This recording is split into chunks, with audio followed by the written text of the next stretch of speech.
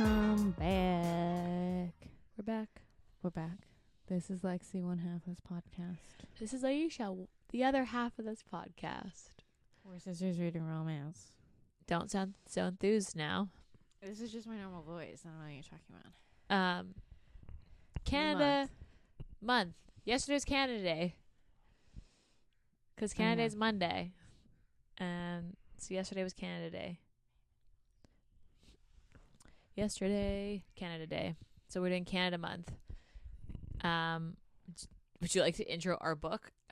We are doing The Bear's Chosen Mate by Vivian Arend?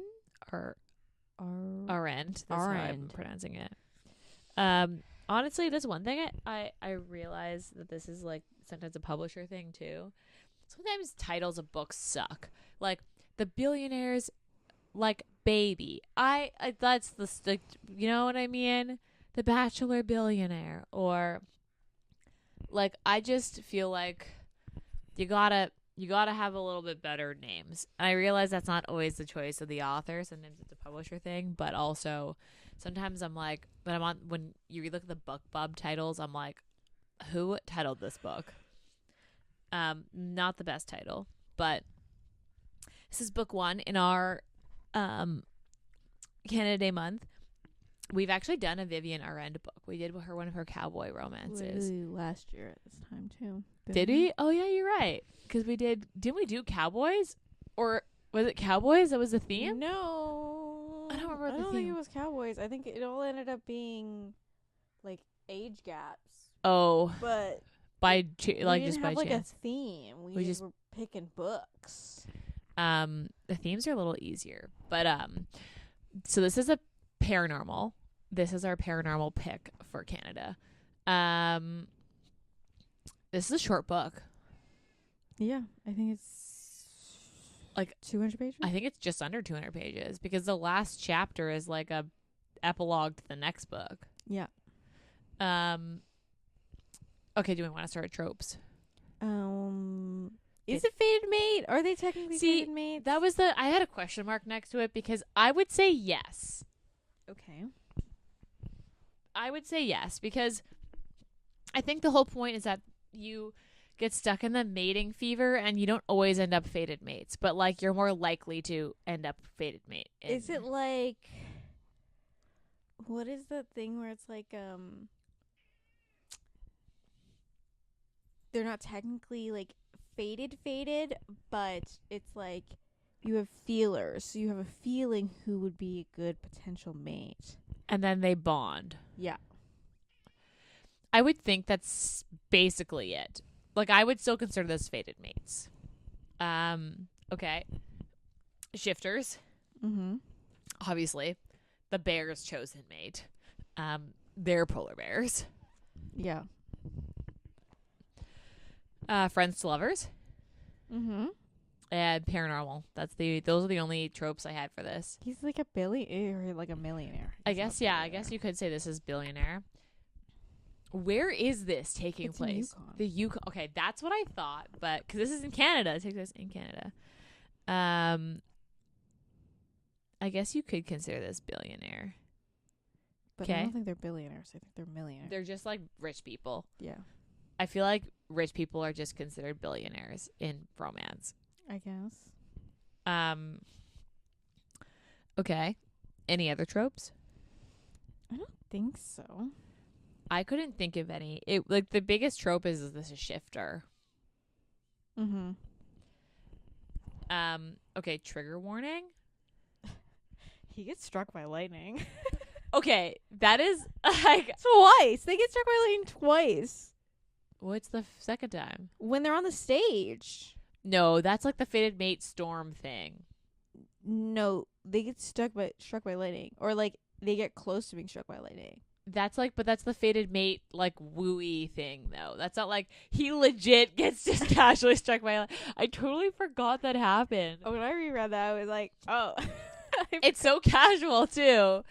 I don't know if I consider that a trigger warning. He but also talks about how casual it is because he's on the phone with his brother after, and he's like, "Yeah, I just got struck by lightning," and his brother's like, "I'm sorry, what?" And he's like, yeah, but I gotta go get her. So like, we'll Circle loop back. that. He's like, wow, I feel like clear-headed now. Well, yeah, bro. Yeah, I hope so. I sure fucking hope so. Oh God. So this had a bad parents. Oh yeah, her parent. I mean, yeah, bad dad, but yeah, bad parents. Absentee parents. He just kind of left her to her own devices, and it sounds like that has been going on for a while. So this had a 3.88 on Goodreads, which maybe a little high. Yeah. I don't know. I feel like most people read the three all together. That's true. Like, that's just how we bought them. We bought them as like a 3-pack. Yeah. Yeah. This has only 1,000 readings, so this is like not one of her more popular books, but the Borealis Bear series. So book 1 is James, who's the youngest brother, and then and Kaylee. Yeah. Because it's James, Alex, and Cooper. Yeah. This is book 1 of 3. It's a trilogy. It's only, how many pages does it say here? 158 pages. Yeah. Yeah, it's a pretty short book. And then the last chapter of this book is like the epilogue is basically a preview to the next book, like a sneak peek to like the next couple, which is Alex and Laura. Mm-hmm. I don't know what her name is. I don't know. I think it's Laura. She's the wolf. She's the wolf with the white blonde hair. Yeah. Okay. So this is a short book, so not a lot happens. Well, yeah. So like polar bears are the only shifter species that have this mating fever. They basically they go into heat. Correct. And these like the brothers are basically blackmailed into accepting the mating fever because most of the time they just like lock themselves away because they don't want to be stuck with a mate, because the mating fever is the only time that you can bond with somebody, and your chances of bonding with someone are high during the mating fever, so they often avoid it to not get stuck with someone unless obviously like you're ready, but they're not. Yeah. And James is 26. Yeah. And he's like, so their grandpa's basically like, if you don't give into the mating fever and like get yourselves mated, I'm gonna sell the company of this company that you work for and run. Yeah. Like the family legacy, basically. Yeah. And then, I mean, would he have actually done it? Probably not. But the brothers are like, oh fuck. Well, and then he gets hit by it. Like literally, like, they get the letter from their grandfather, and then he gets off the plane. And he gets hit by mating fever. No, that happens a couple months later. No, the timeline is like, they haven't even sat down and talked about it. I don't think. Like not the grandpa, but the brothers have. And yeah, so basically he's like on a work trip to New York, gets off like his own plane. He's like a Cessna. He just like flies himself back to the Yukon, lands it outside their office. No, they have their own airport because it's not their office because he needs to go into the office. Yeah, but she sees him get out of the plane from the office, so I'm pretty sure they have their own little airstrip. I don't think it's the same location.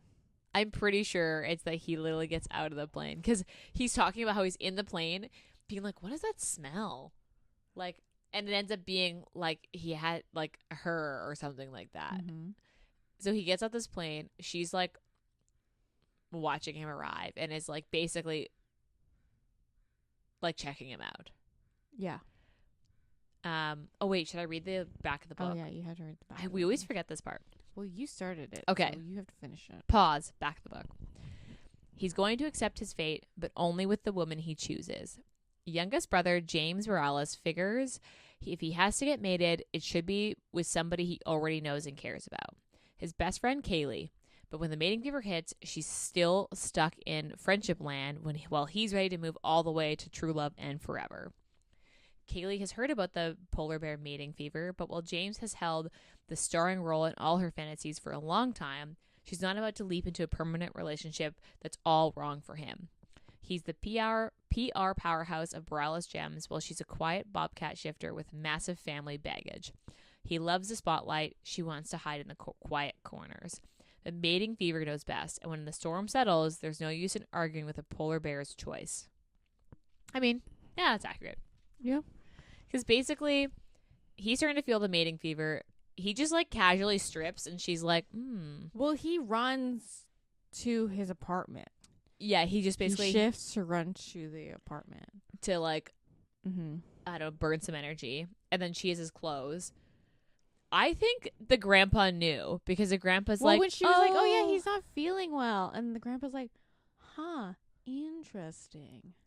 We're going into summertime. You know what's also funny about this one? Is it comes out the day after Canada Day, and literally this book ends on Canada Day. Yeah, I forgot about that. You're right, it does, because they had the Canada Day party at the end of this. We picked the good first book. Anyway, well, and then, but I think that the grandpa knew when she was like, yeah, he wasn't feeling well, so he just went home.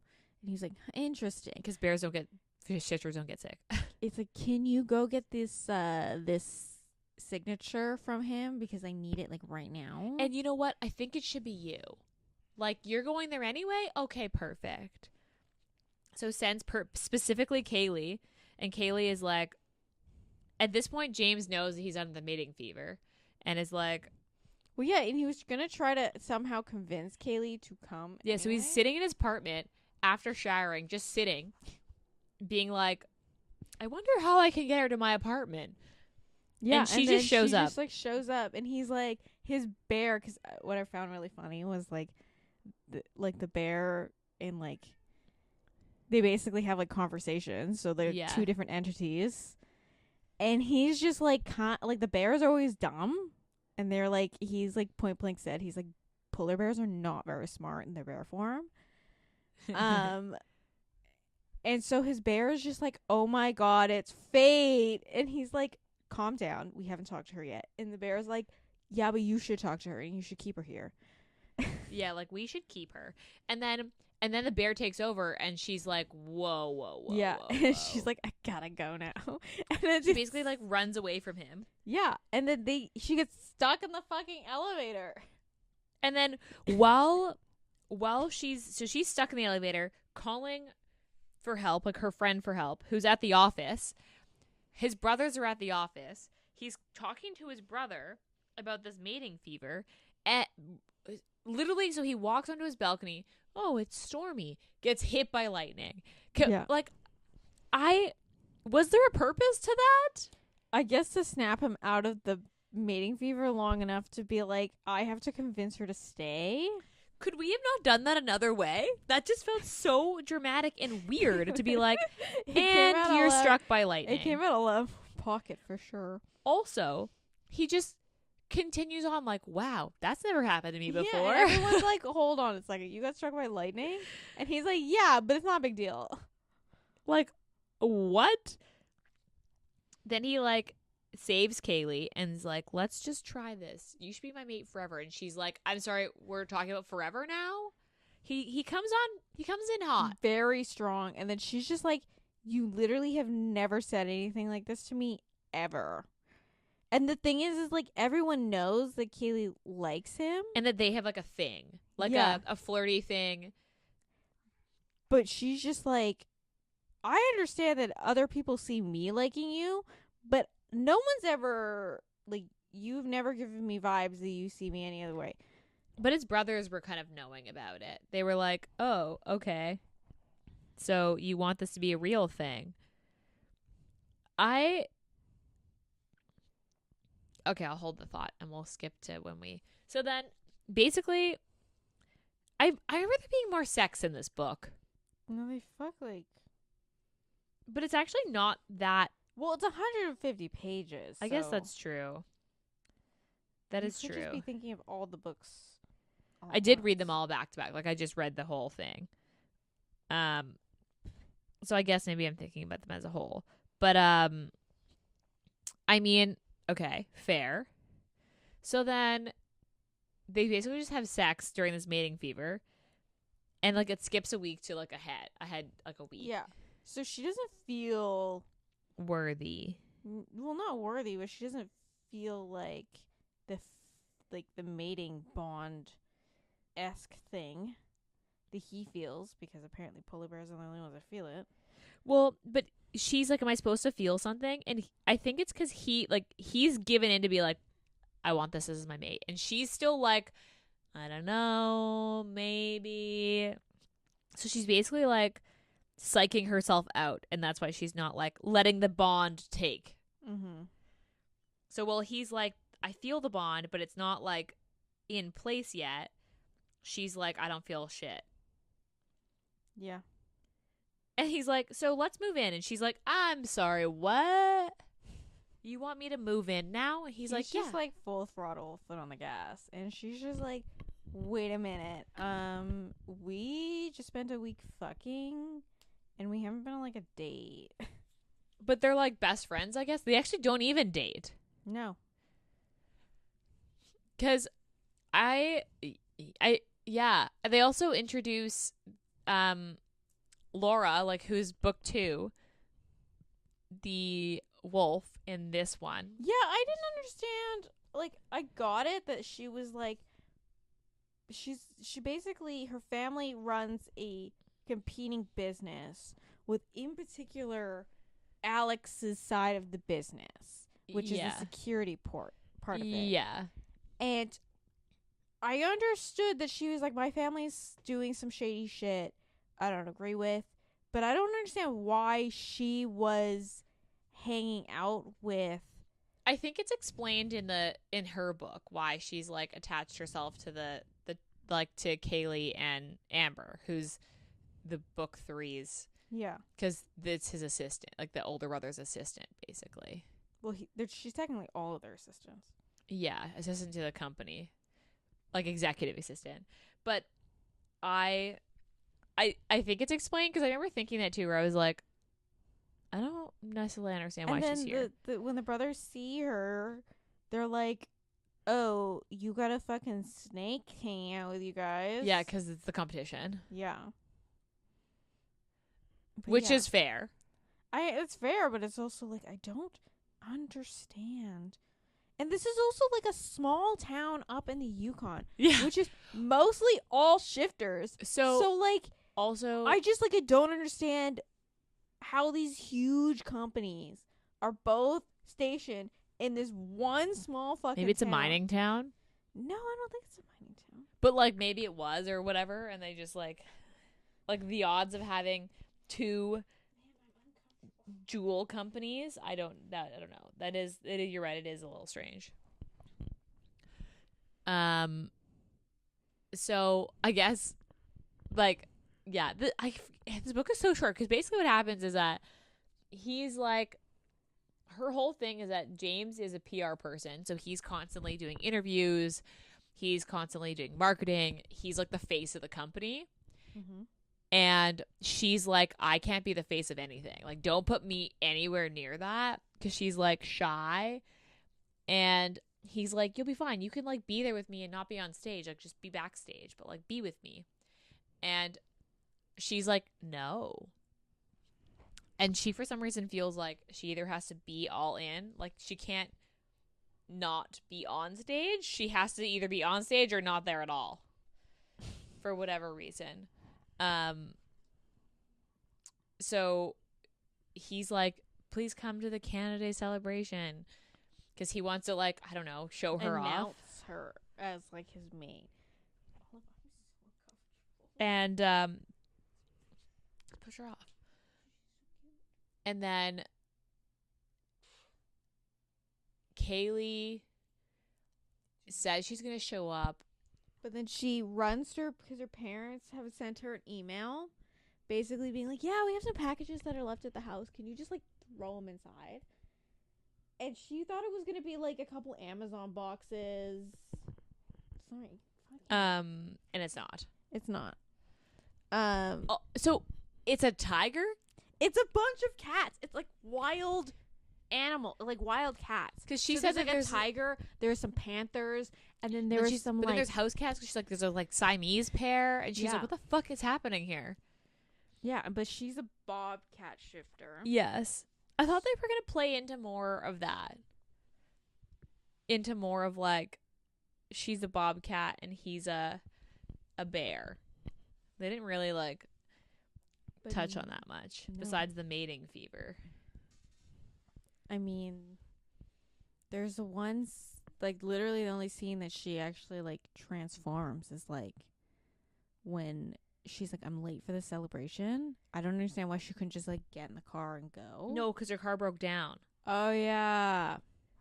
But she also, it's also so weird because she realizes there's crates of wild animals sitting outside her parents' house. And she's like, okay, so I can't leave them outside. So I guess I'm going to put them inside. Yeah, she's like, fuck my parents' house. They fucking did this to me. So she just opens all the crates and lets everybody into the house. Yeah. But then I was like, how did I don't think the crates, I think the crates were like half opened.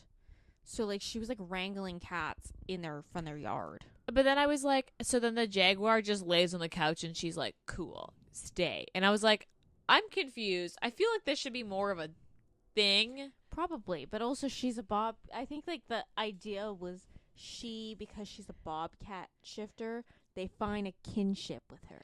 But and that's why she was like, get in the fucking house. I feel like they should have made her like a panther or something, and then it would have made more sense for like a big jungle cat. But then it wouldn't make sense for the Yukon. Yeah, I know, I understand that part, but it just felt weird that she was a bobcat trying to herd cats larger than her into the house. They recognized her as their alpha. I don't know. That wasn't quite like how it translated in my opinion. I don't know. It could have just been like they're all like domestic, because I don't like obviously weren't wild animals. There was really no explanation. It just was like a weird it was part. Just like her parents who like literally just want to go travel and be fucking weird. Sent packages of wild animals.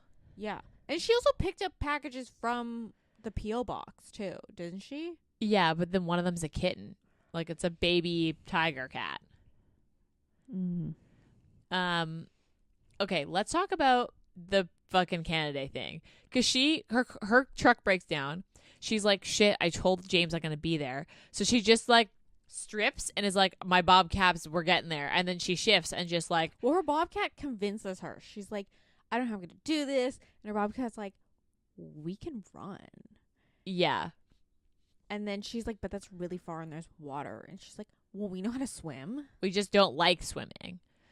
So then she basically strips and just takes off in her bobcat form, all while James is like whining and dining. And he's like, oh my God, she's abandoned me.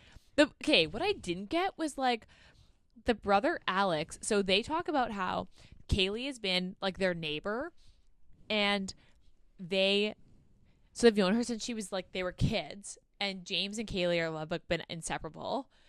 And then Alex is like pissed at her for like abandoning him, and James is like, no, she's coming, and he's like, but is she? And I was like, I don't understand why you're being such a douchebag. Like I thought you were family. Like if she's like a little sister to you, why are you suddenly being like, no, dude, dump her. Like she doesn't sound good enough for you. Like I was so confused by that. Yeah, and then he changes his tune real quick when she shows up, and he's like, you were coming. And I was confused by like why he had to be so it was like almost too much grumpiness, I guess, in a weird. Like, also, we've read his book, so like it was just weird being like, I thought that was the only part that I was like, they had to give him more personality because they were going into the next book, and obviously Cooper's not around. Yeah, he's not really in this book that much. No. And then they basically become fated mates, and that's the end. Yeah. Like, that's literally the end. That's the end. It's 150 50 pages.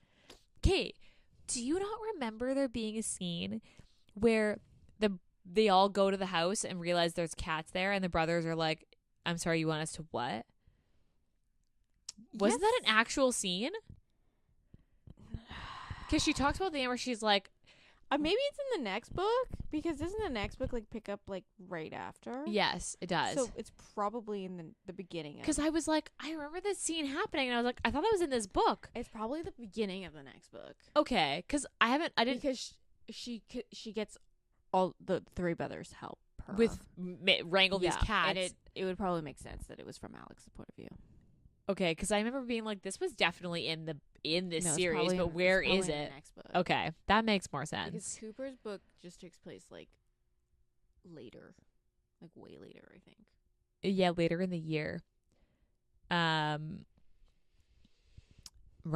Okay, so that did happen. So it wasn't just me being like, did I make that up in my head? Okay, so you also remember. So it must have been book 2. I actually liked book 2 better than book 1. But yeah, I mean, this one has to like establish like the scene, set the scene for the world and stuff. And yeah, and it was already like it counted so much on the fact that you believe that these two had history already and like knew each other already. Right, that's true. Rather than like building a relationship. Obviously, in the next book, they have to build a relationship, and then in the third book, it's Amber and Cooper. So it's like, yeah, book 2 is my favorite of the 3, like of the trilogy, personally, at least. I think it's the longest too. I don't know. I guess we could look.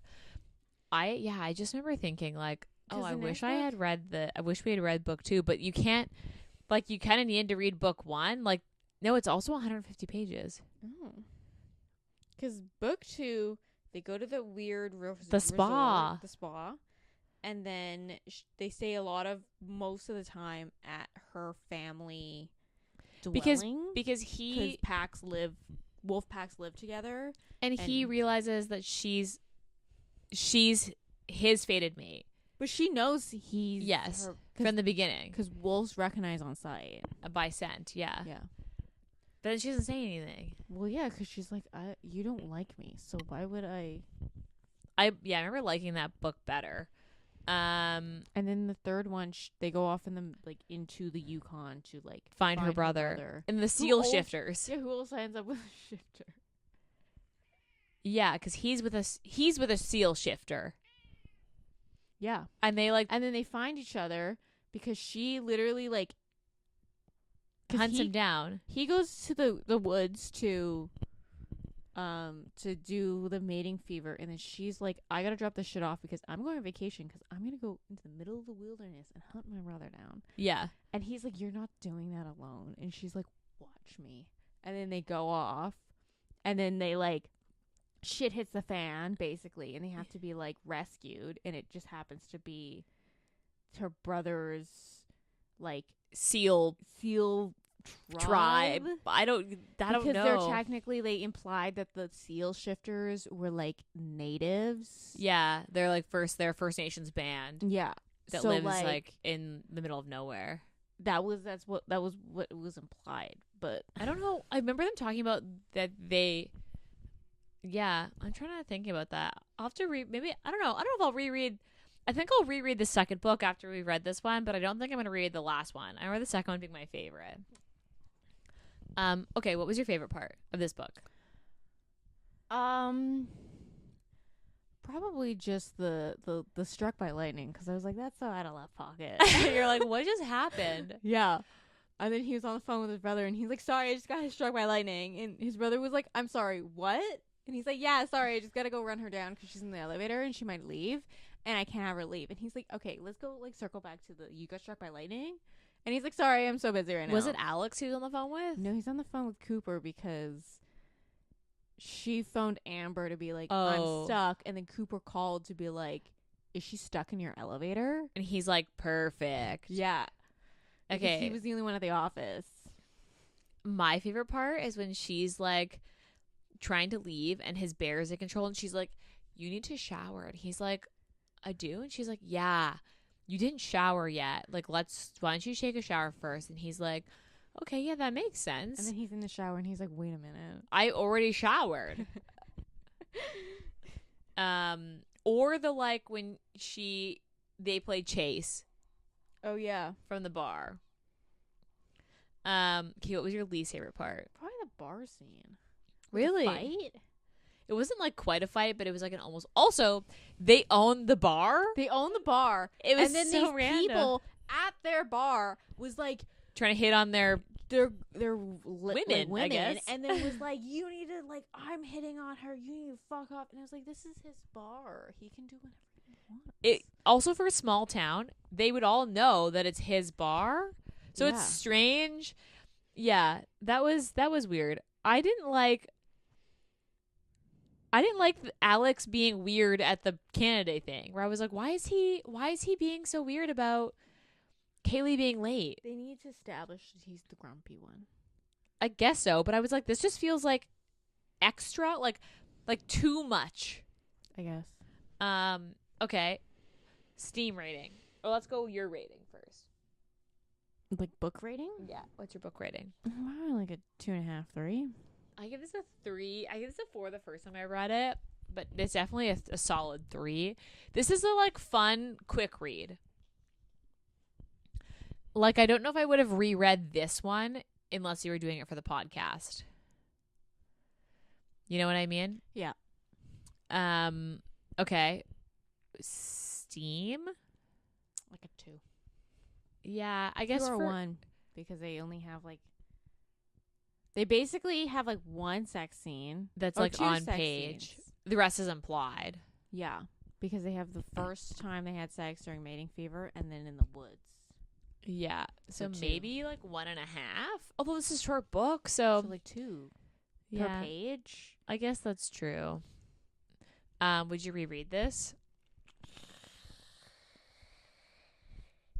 Maybe, I don't know. Maybe if I just like picked up the whole thing, because like we own all 3 because we got it on sale.